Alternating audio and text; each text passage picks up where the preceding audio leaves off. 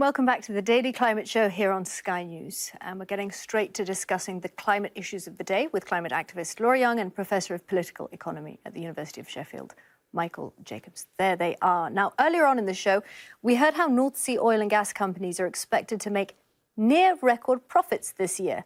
Campaigners and opposition politicians are calling on the government to step in and implement a windfall tax, which could help pay towards consumers' rocketing energy bills. But Oil and Gas UK, the industry's leading trade association, has warned that this could reduce the amount of money that the companies are able to spend on decarbonising their operations. So what steps, if any, should be taken? Let's ask Laura and Michael.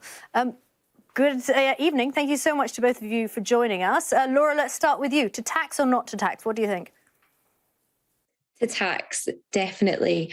I think it's important for us to recognise that a windfall tax is not a new thing. It has been across all governments, and we've seen them in history before when we've had situations like this with unprecedented profits in different businesses. And I think the most important thing we should be thinking about when talking about taxing or not taxing is thinking about the people who are going to be most affected.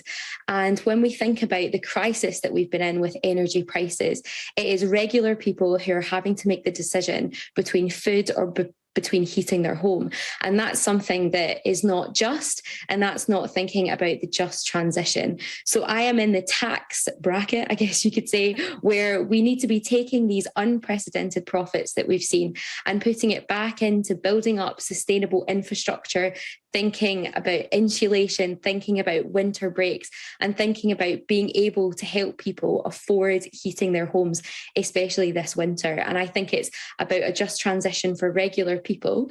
And then, of course, still encouraging the fossil fuel industry to be making the transition to renewables with the other profits that they still make as well. OK. Michael, what do you think? Because you've actually helped draw up windfall taxes in the past, haven't you? Yes, I was involved when I was Special Advisor to Gordon Brown at the Treasury in 2005 in a windfall profits tax, which Gordon Brown as Chancellor imposed on the oil companies who, again, at that point were making very high profits. And we specifically used the money, the Labour government used the money to increase the amount of grant that was going to elderly people on low incomes to help them insulate and warm their homes. And that is very much the proposal that is now being made with regard to the oil companies now. The point of these profits, the thing that's really important to remember is that they're not a result of any effort or activity at all by the oil and gas companies. They're simply the reduction, they're simply the product of the general increase in oil prices, largely because of supply chain issues, by restricted production, by OPEC and so on. So the companies haven't earned these profits. They weren't expecting to get these profits. And therefore, that's the reason why many economists would say when profits like these are made, it is reasonable to tax them. The critical point, of course, is what would then be done with the money. If the money is then just generally brought into the government, well, that's good for the government, no doubt. But we are, of course, about to see a huge rise in domestic and indeed industrial and commercial energy bills when the price cap is raised in April, precisely because of these high oil and gas prices on the international market. That's why we're all going to see these energy price rises. So that's why the obvious thing to do is to take some windfall tax from these companies and put it directly towards reducing people's energy bills. And I would say also helping to insulate homes, because that, of course, is the long-run solution to the kind of fuel poverty that we see so widely today. We need to have much better insulated homes so that we don't spend as much money on energy. Well, the arguments against the tax, some of them are that it will deal a blow to investor confidence in the UK's North Sea, and also that if you're cutting that money, it will then cut the amount of money that these companies are able to use in decarbonising themselves. So, Laura, what do you make of that? I think this is when we need to remind ourselves about a just transition. And when we talk about transitioning over to a green, clean, renewable energy system, we can't be leaving consumers and regular people behind. And that is who has the short end of the stick when we think about this. And those are the people who can't turn on their heating because of these prices.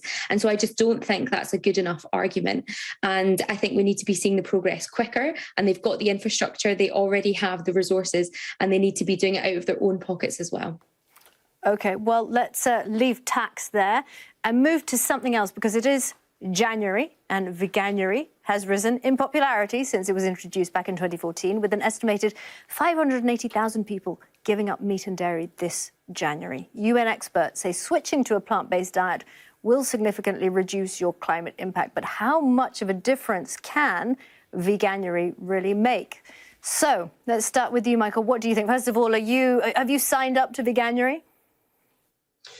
I haven't, but I have cut down on my meat consumption hugely over recent years. I'm not quite vegetarian, but I'm quite close to it now. And that's partly because my children have all gone vegetarian, or nearly all of them, and because we found it just more healthy to eat less meat, as well as for environmental reasons. And I think I'm like many people who are eating less meat. The scientific facts are pretty clear, which is that the world uses a huge amount of the available land on which we can grow food to feed animals.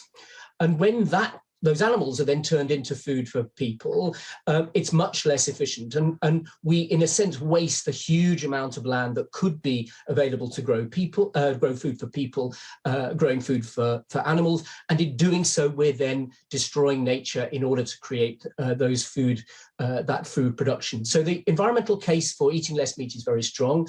My own view is that if Veganuary helps people do that, then it's a very good idea. We're very social animals. We like to do things that other people are doing. It's easier if we can experiment with changed lifestyles. This is, after all, really a matter of changing our habits. Many people have already done that. Many more say they would like to. And I'm sure that Veganuary is a way of helping people change their habits in that way. What do you think, Laura? Do you think people who actually do it for a month then go on to say, oh, well, that was easy, I'll do it for the rest of the year? I think it sets a tone, and maybe people will pick up a few more recipes or a few more brands that they would love to try for the rest of the year. I know particularly lots of new things as well come out for Veganuary. So there's lots of different products to try from every supermarket and in lots of restaurants as well, which is great. But hopefully people will also see that throughout the year, the seasons will change. And particularly when we think about Britain, January is not our best month for what we grow, but hopefully as people enter into some of the summer months and maybe towards August, where we have bumper harvests of things that we grow here in Britain, they'll also be able to embrace different types of vegetarian or vegan foods and be able to be inspired to pick this up throughout the year and maybe carry on some bits. And I know lots of people who have stuck at it for the whole of January before, and then they might not have gone fully vegan, but they've definitely changed and made lifestyle swaps. And that's probably what the main point is, to get people thinking and get people changing and doing it together for a bit of fun as well. Michael, what do you think? Do you think we should be promoting this kind of thing throughout the year, not just in January, say asking people to, not eat meat for one day or week, just briefly? I think many people are calling for that. And so this isn't simply about 1 month. It is about changing our eating habits in general. And any ways in which people can cut their meat consumption will help the planet. There's no doubt about that. OK, thank you so much, Michael and Laura. Thank you so much for talking to us.